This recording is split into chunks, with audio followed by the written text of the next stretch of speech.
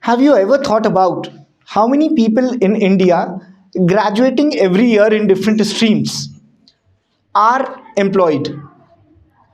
As per the World Economic Forum, out of 13 million people joining India's workforce every year, 1 out of 4 management professionals, 1 out of 5 engineers, and 1 out of 10 graduates remain unemployed.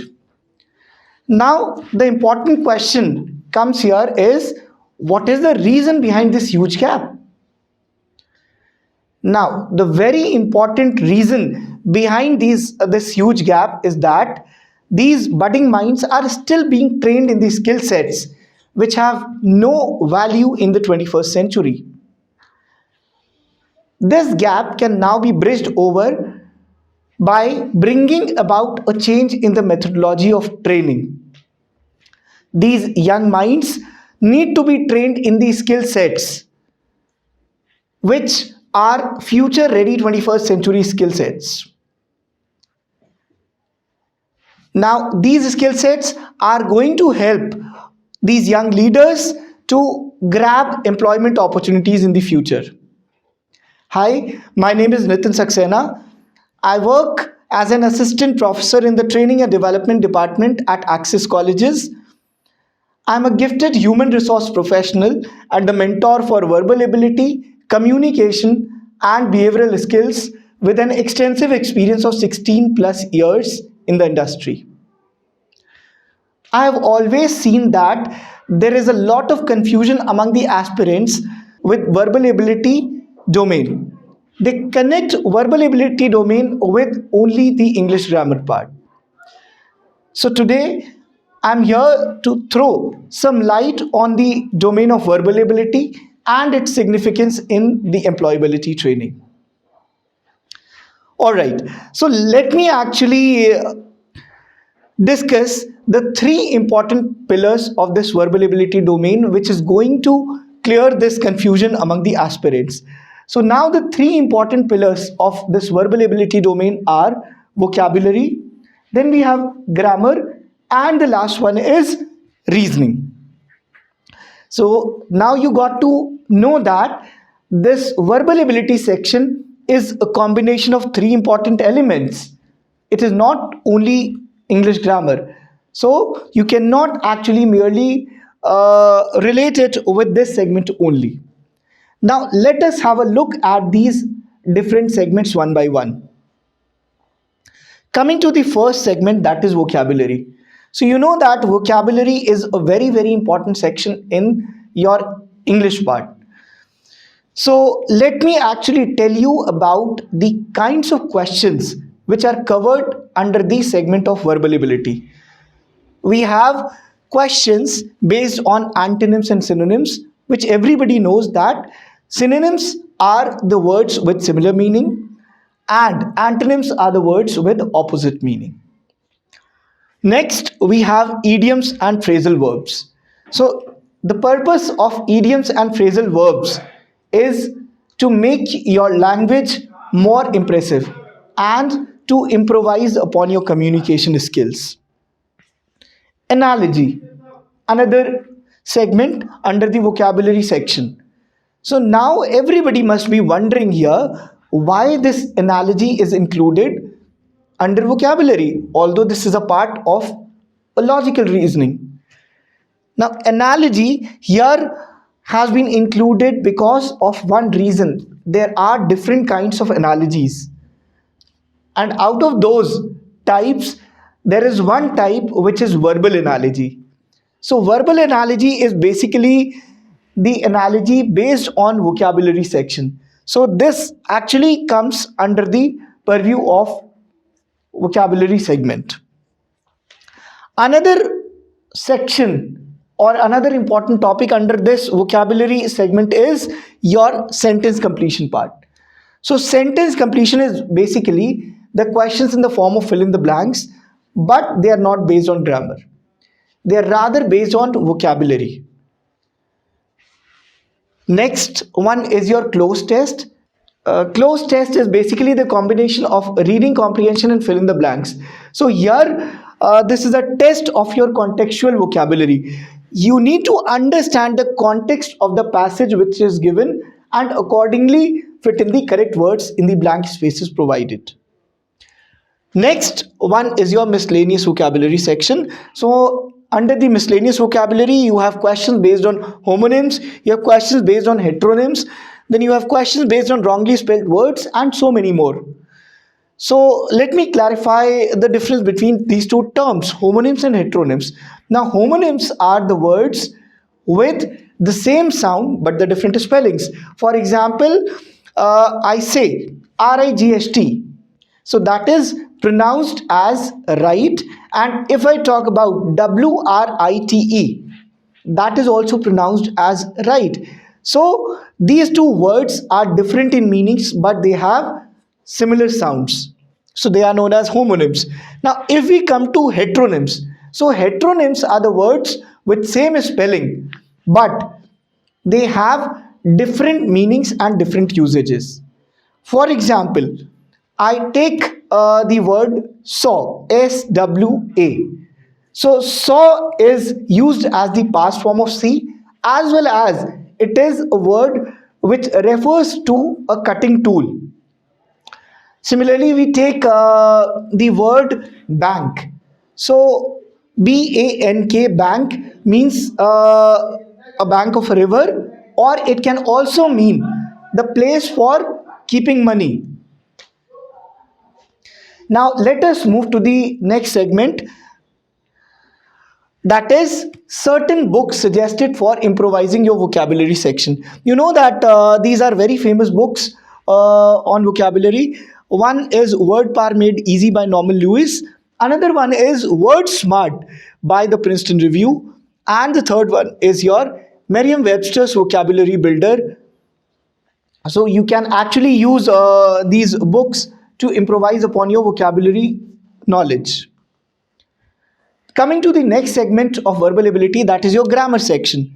So this is something which we have been studying since our childhood. Now we have already studied the concepts in our schools. So here you are not going to be questioned on the concepts of English grammar, rather you are going to be tested on the usage of these concepts. So we have questions here which will be testing your knowledge on the usage of these concepts. So the variety of questions we have under this section are spot the errors. So spot the errors, you will have one sentence which will be broken down into 4 to 5 parts, and you will have to locate the part which is grammatically incorrect, and if there is no error, so the last part which has no error in it, so that is going to be your answer.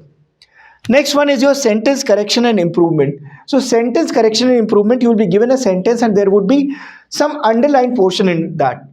So you have to find out whether that underlined portion has some grammatical error or not, and if it has any grammatical error, you have to find out from the options below what can be the improvised version of that underlined portion in the sentence. Next one is your sentence completion. Now sentence completion was also the part of your vocabulary section. It is also the part of your grammar section. So your sentence completion, that is fill in the blanks based on your grammar skills. So grammar, if we talk about, we have fill in the blanks based on verbs, we have fill in the blanks based on prepositions, and we have fill in the blanks based on articles. So these are the three important topics on which you can get the sentence completion questions. The last one is choose the correct or incorrect sentence. So sometimes you might get questions wherein there would be 4 or 5 different ways of writing one particular statement.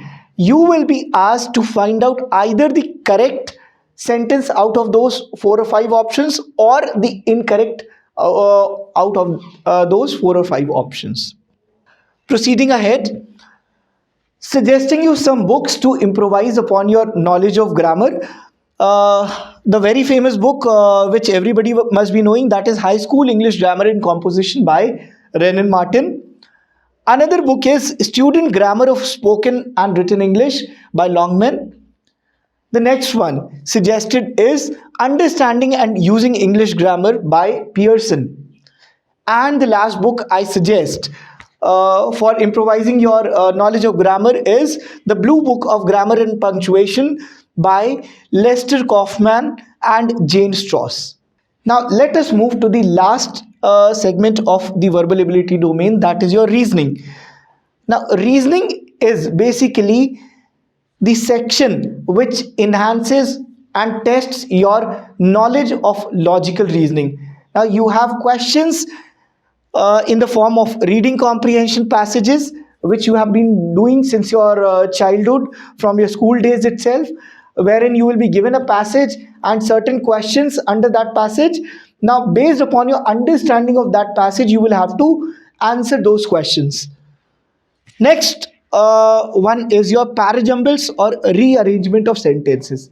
So if we talk about parajumbles or rearrangement of sentences, so certain sentences will be given in the jumbled form and you have to apply your logic and put them in the correct order in order to make a logical paragraph. The next one is your statement assumption and statement conclusion.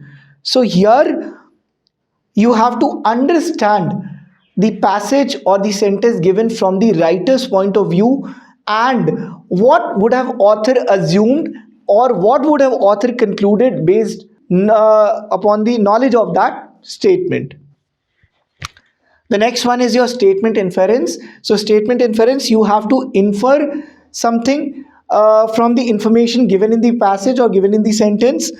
Then the next one is your syllogisms. And the last one is your critical reasoning. So critical reasoning is again a very, very important area. So this is actually sometimes called as younger brother of reading comprehension, because we call reading comprehension as RC and we call critical reasoning as CR. So if you are able to have an expertise in this area of critical reasoning, your questions on reading comprehension are never going to go wrong. Now, moving ahead, let us talk about the significance of verbal ability in the employment training. So, the first and the foremost point in this is the verbal ability segment is actually a very, very important part of all your competitive examinations and your placement drives. And this is also the qualifying section. If you do not qualify the verbal ability section, you do not qualify for the next round in most of the companies or in most of the competitive examinations as well.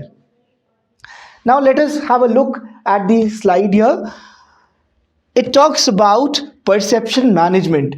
So how does the training in verbal ability domain helps us to manage our perception? Let us take two examples here. The first example I'll take of a word physically handicapped. So there are certain people who will use the word physically handicapped for the people who are physically disabled. But there would be some people who would be using another term that is differently abled.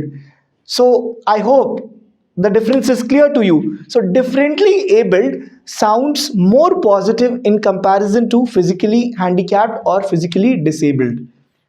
Right? So coming to the next example. The next example I'll take of three words, that is see, look and watch. You know that all these three words are almost the same in meaning, but still there is a difference between these three terms. Sometimes we have to look at the lexical meaning and sometimes we have to look at the contextual meaning. So if we talk about see, that means your eyes are biologically fine to perceive things. Now, if we talk about the next word, that is look. So look is more specific in nature in comparison to see. Alright, I take an example here. I say that I went to library, I saw a lot of books, but I was looking for a book on verbal ability. So that means I saw a lot of books that is more general in nature, and if I say I was looking for a book on verbal ability, there I'm being more specific about a particular subject. The third word, that is watch. So now what does this word mean? Watch means you can see things, but you are not the part of it. For example, I say that I watched a movie last night, or I say that I watched a cricket match in the afternoon. So that means I watched a movie and I watched a cricket match, but I was not a part of them. Moving to the second point, that is understanding and solving complicated and critical questions. Now, the training in the verbal ability domain enables your analytical thinking skills. They actually widen your critical thinking skills. You are able to critically examine problems and then find out the solution for those problems. Coming to the third importance of the verbal ability training is logical reasoning and analytical thinking ability. Now, the training in the verbal ability domain actually enables you to think logically. You know that there is always a logic if we say something or if we quote something. So, if there is no logic, that means the information is vague. So, the training in the verbal ability domain actually enables us to think logically and to give reasons behind whatever we are saying. So, with this, we come to the end of the session, and I would like to end my session just by quoting a line, that is, the way you perceive, the way you project, it's all about your attitude. And if you build up this attitude, which this cat has in the picture, you will always succeed in your life and you will always prepare well for these competitive examinations and your placement drives. So, all the best. Thank you.